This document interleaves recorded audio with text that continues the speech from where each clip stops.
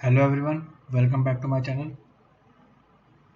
आज की इस वीडियो से हम स्टार्ट करेंगे जनरल एक्सेप्शन, जिसमें हम कवर करेंगे सेक्शन 76 से 106 और ये सीरीज़ हमारी 3 से 4 वीडियो में कवर होगी। इससे पहले मैंने आपको जनरल एक्सप्लेनेशन तक सभी कुछ कवर करवा दिया था, इवन मैंने पनिशमेंट भी कवर करवा दिया है। और अगर आपने वो मेरी पहले वाली वीडियोज़ नहीं देखी हैं तो उसका लिंक मैं आपको आई बटन में दे दूँगा, आप वहाँ जाकर देख सकते हैं। आज की इस वीडियो में हम बेसिकली कवर करेंगे सेक्शन 76 से 86 तक।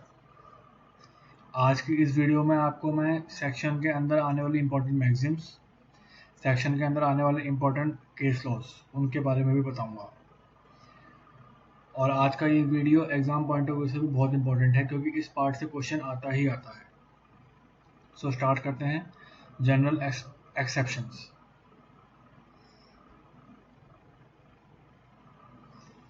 अब इसके अंदर हमारी जब स्टार्टिंग होती है सेक्शन 76 से, अब 76 और 79 में सिर्फ 2 वर्ड्स का फ़र्क है। 76 बात करता है बाउंड बाय लॉ और 79 बात करता है जस्टिफाइड बाय लॉ। तो शुरू करते हैं 76 से।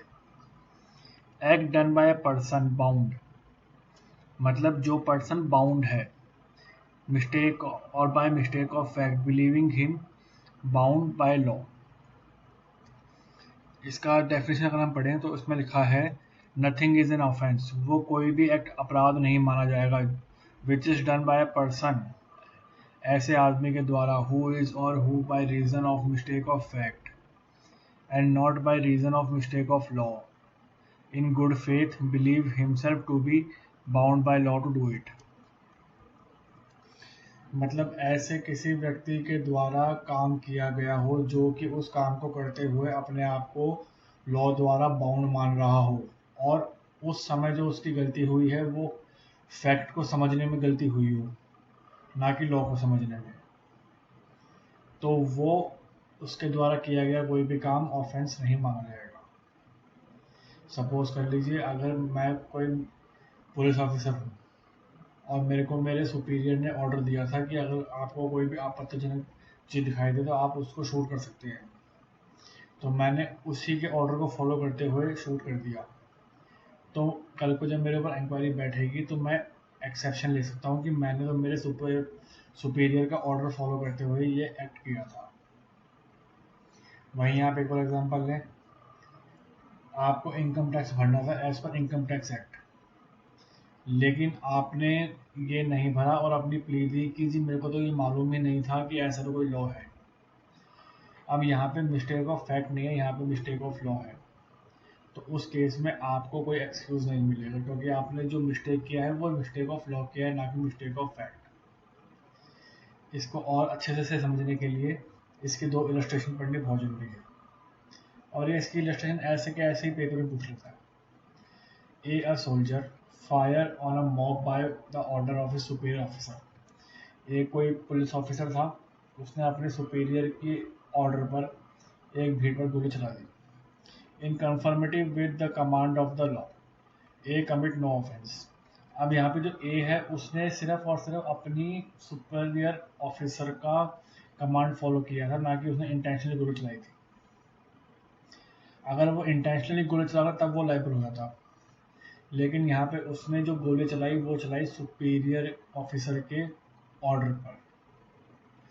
जब कल को कोई उसके ऊपर ट्रायल भी बैठेगा तो वो ये प्ली लेगा कि मैंने जो ये गोली चलाई ये मेरे बॉस के कहने पर चलाई थी, ना कि मैंने अपने खुद की मर्जी से। इलस्ट्रेशन 2,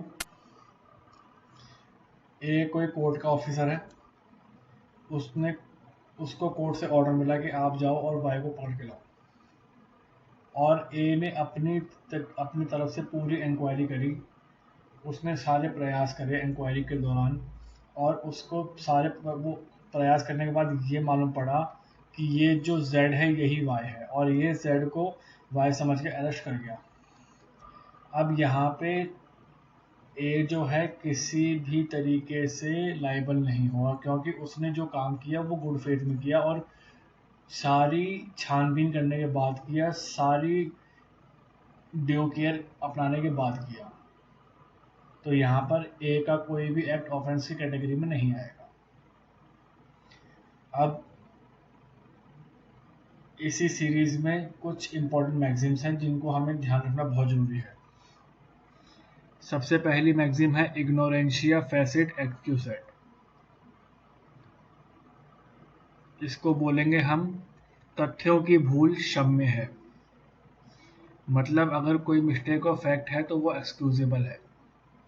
दूसरी मैगजीम इग्नोरेंशिया लेगिस मैनिमिस एक्सक्यूसेट, या इसको ऐसे ही बोल सकते हैं इग्नोरेंशिया जूरिस नॉन एक्सक्यूसेट।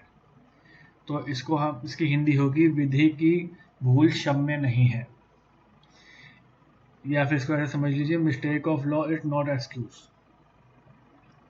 तीसरी मैगजीम इग्नोरेंशिया कोरमक्यू सेरे टेंचर नॉन एक्सक्यूसेट।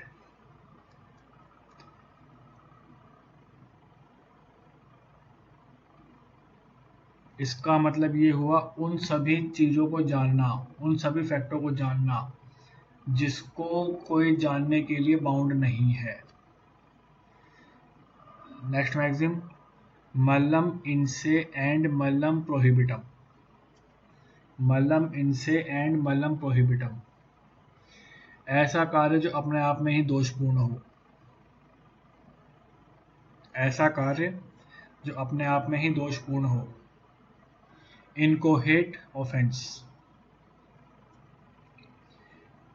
इसको बोलेंगे हम प्रारंभिक अपराध, स्टार्टिंग स्टेज का ऑफेंस, इनिशियल ऑफेंस। अगला क्वा मलेशिया सप्लेट एक्टाटेम। क्वा मलेशिया सप्लेट एक्टाटेम, विद्वेष उम्र की परिपूर्ति, मल्ला प्रोहिबिटा। इसको हम बोलेंगे मात्र विधि द्वारा निषिद्ध। अगला मल्ला इनसे, इसको हम बोलेंगे ना कि मूल रूप से अपराध है। नेमो डेबिट प्रोइडेम कॉजा बिस वैक्सरी, किसी भी व्यक्ति को एक ही हेतु के लिए दो बार तंग नहीं किया जा सकता। यहाँ पे हम सीधी सीधी बात ये बोल सकते हैं कि किसी भी आदमी को सेम ऑफेंस के लिए दो बार पनिशमेंट नहीं दे सकते। नेक्स्ट निल रिटर्न, इसको भी हम बोलेंगे प्रारंभिक अपराध। अब इसके अंदर कुछ इंपॉर्टेंट केसेस हैं। पहला है आर वर्सेस प्रिंस। इसके अंदर ये हुआ था, एक एक्यूज एक लड़की को उसके फादर की कस्टडी से छुड़ा के ले गया था। अब उस टाइम पे उस लड़की की एज थी 16 ईयर्स, लेकिन उस लड़की ने ये उसको बता रखा था लड़के को कि वो 18 अबव है। अब जब वो कोर्ट के सामने पेश हुआ और उसने बताया कि ये जो लड़की है उसने मेरे को बताया कि मैं 18 प्लस हूँ, और जबकि वो एक्चुअली में थी 16 प्लस। तो यहाँ पे कोर्ट ने उसकी इस प्ली को खारिज कर दिया और उससे किडनैपिंग का दोषी बताया। अब यहाँ पे अगर हम बात करें तो यहाँ पे बात हो रही है मिस्टेक ऑफ लॉ की, ना कि मिस्टेक ऑफ एक्ट की। दूसरा case R versus Levitt.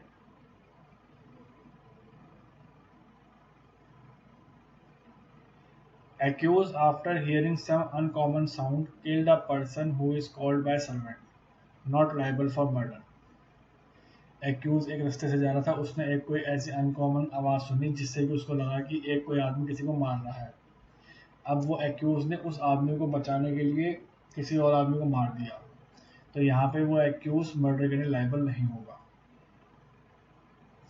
Section 77। अब ऐसे एक्ट जो जज साहब के द्वारा किए गए हों वो भी अपराध नहीं होंगे, लेकिन वो एक्ट जब किए गए हों तब वो जो जज साहब हैं वो अपनी ड्यूटी को निभा रहे हों, वो ऐसा अपराध उनकी ड्यूटी करने के दौरान हुआ हो, वही एक्सेप्शन लिया जाएगा और कोई एक्सेप्शन नहीं लिया जाएगा। Nothing is an offence which is done by a जज।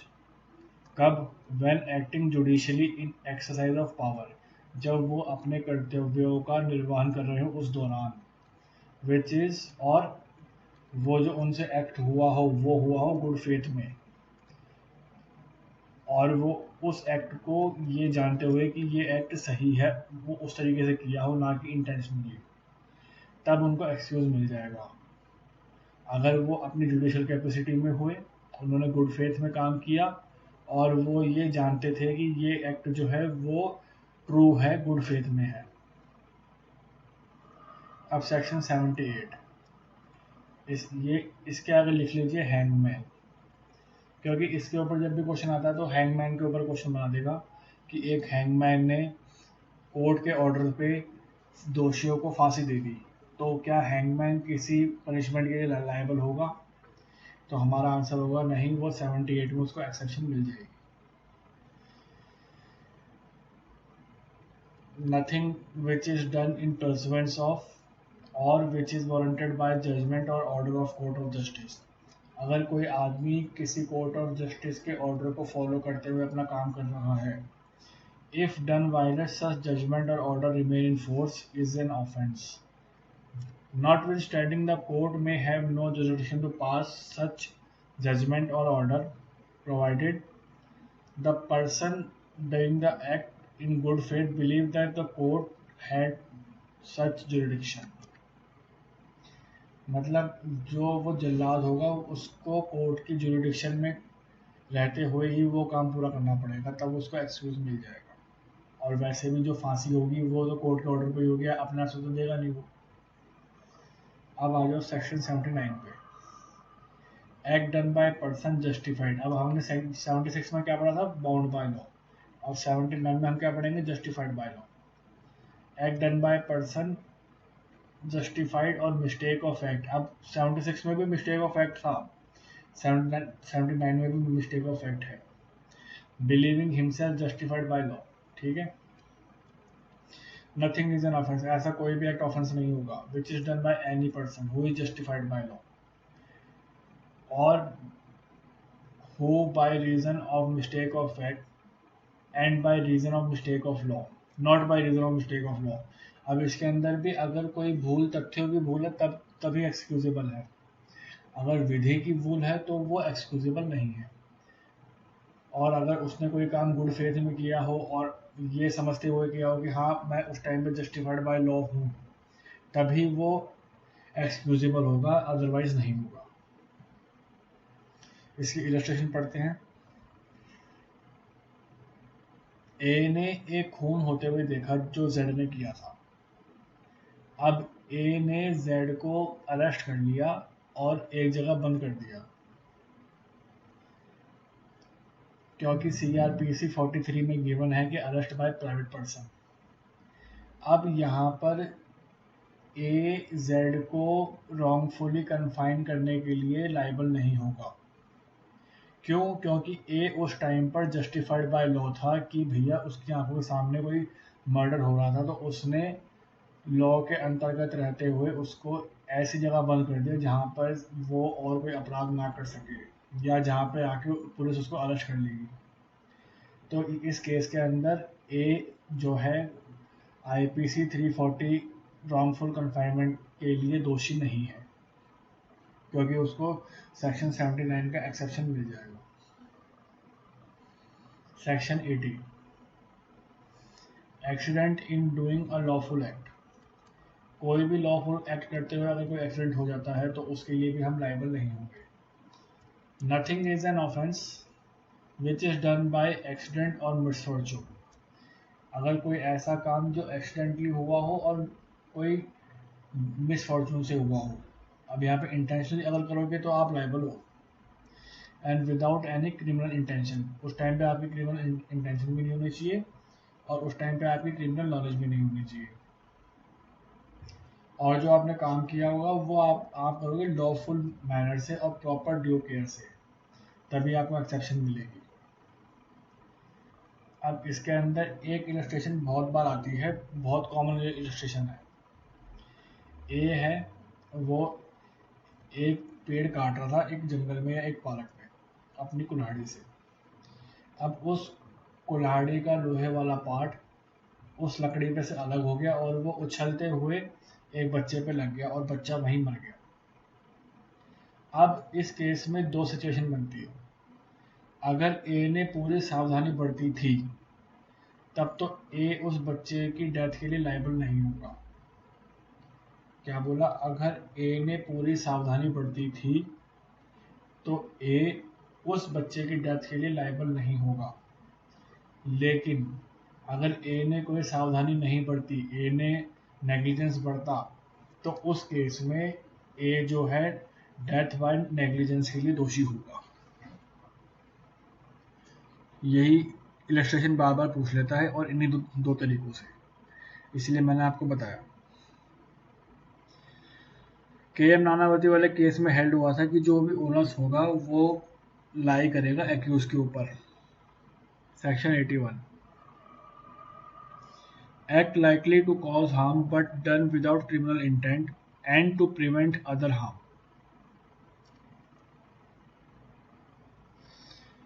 ऐसे एक्ट जो बड़े हार्म को रोकने के लिए किए गए हों, जिससे छोटा मोटा हार्म हो जाए लेकिन एक बड़ा हार्म रुक जाए। Nothing is an offense merely by reason of it being done with knowledge that it is likely to cause harm if it be done without any criminal intention to cause harm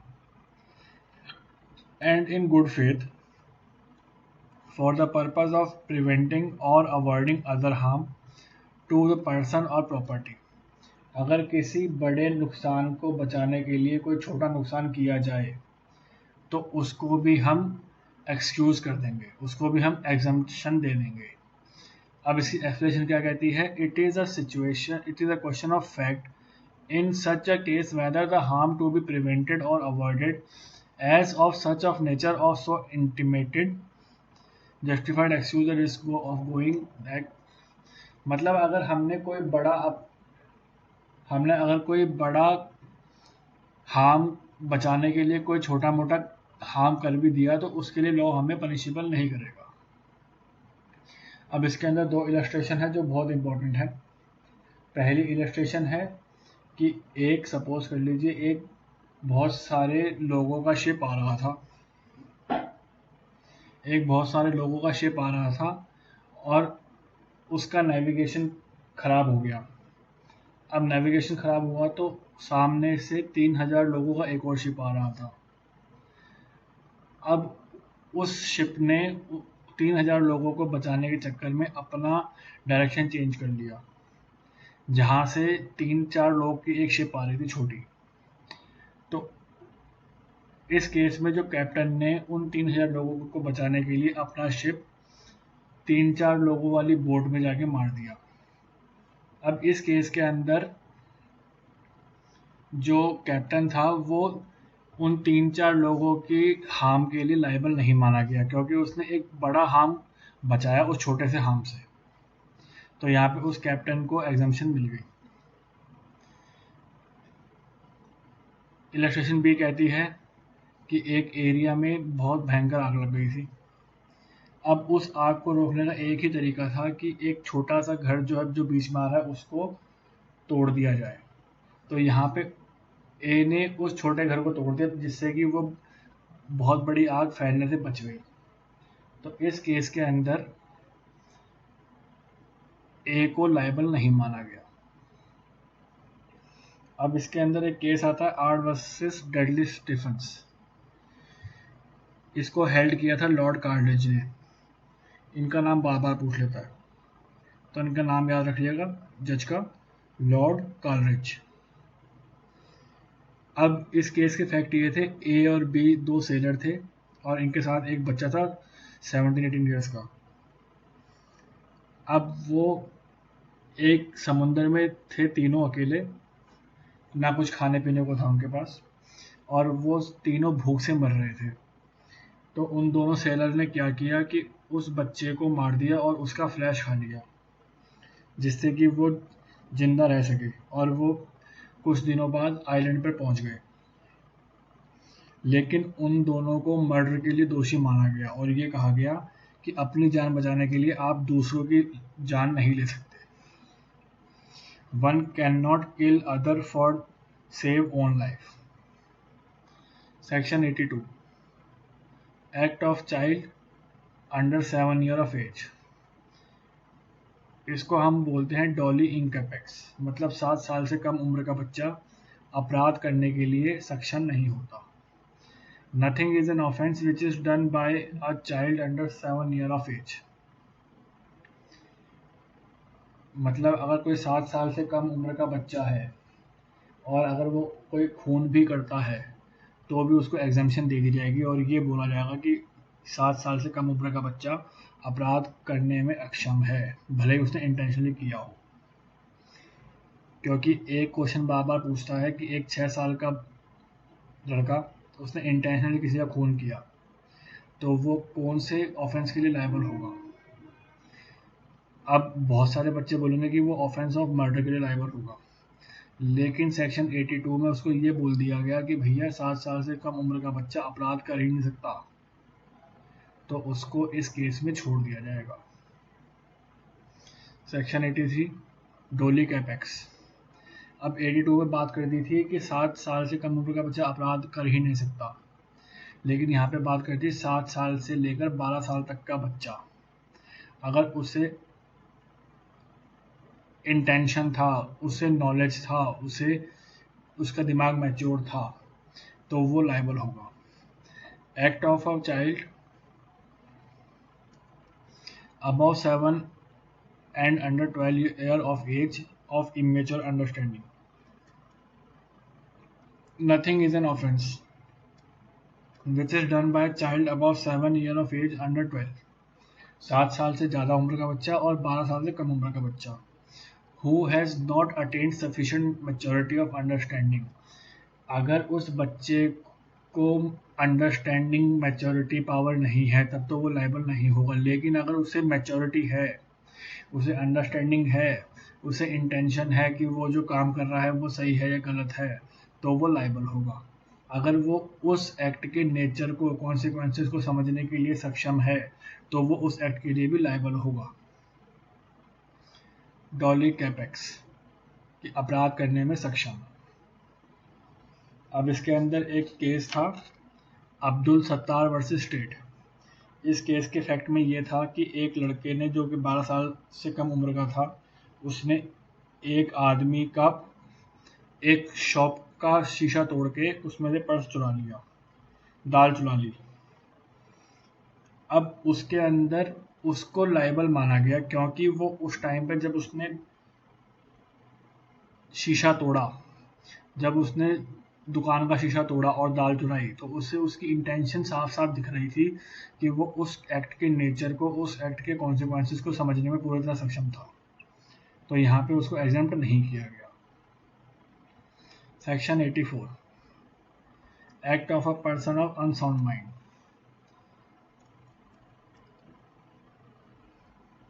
nothing is an offence which is done by a person who, जब वो उस act को कर रहा था उस time पे unsound mind का हो, जब वो उस एक्ट को कर रहा था उस टाइम पर उस एक्ट के नेचर को समझने में सक्षम ना हो, या उस टाइम पर उस एक्ट को ये डिफ्रेंशिएट करने में ना हो कि वो एक्ट रॉन्ग है या वो एक्ट राइट है। अगर ऐसी कोई परिस्थिति आती है तो वो उसको वहाँ पे एग्जम्प्ट मिल जाएगी। अगर वो उस एक्ट के नेचर को समझने में अक्षम हो, अगर वो उस एक्ट के कॉन्सिक्वेंसेस को नहीं समझ पा रहा हो कि वो ये एक्ट जो कर रहा है वो राइट है या रॉन्ग है, तो उस केस में उसको एग्जम्पशन मिल जाएगी। अब इसमें मैक्सिम्स है हमारी non compos mantis. Non compos mantis इसको हम बोलेंगे अभियुक्त विकृत मस्तिष्क का है। नल्ला पोइना सीने लगे, इसको हम बोलेंगे बिना विधि के दंड ना दिया जाए। नल्लम क्रिमिन सीने लगे, नल्ला पोइना सीने लगे। कोई कार्य तब तक अपराध की श्रेणी में नहीं आता जब तक वह किसी विधि के अधीन अपराध घोषित ना कर दिया हो। इसके अंदर इंपॉर्टेंट केस लॉज हैं। मैग्नेटन केस, इसको 15 जजों ने हेल्ड किया था और इसके जो चीफ जस्टिस थे वो थे जस्टिस टिंडल। ये सब फैक्ट याद रखना क्योंकि आजकल क्वेश्चन कैसे भी पूछ सकता है। मैग्नेटन वाले केस को 15 जजों की बेंच ने हेल्ड किया था जिसके चीफ जस्टिस थे जस्टिस टिंडल।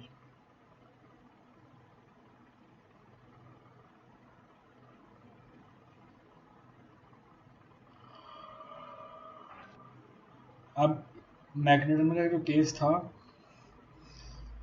मैग्नेटन इसके अंदर एक आदमी था मैग्नेटन, जिसको कि एक्यूज बनाया गया था प्राइम मिनिस्टर रॉबर्ट पील के सेक्रेटरी को मारने का।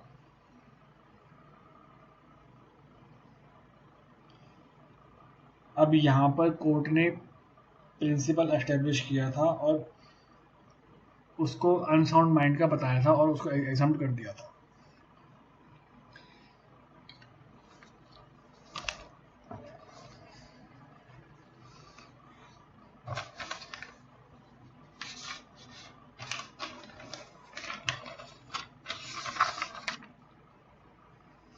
R versus Arnold, justice Tracy.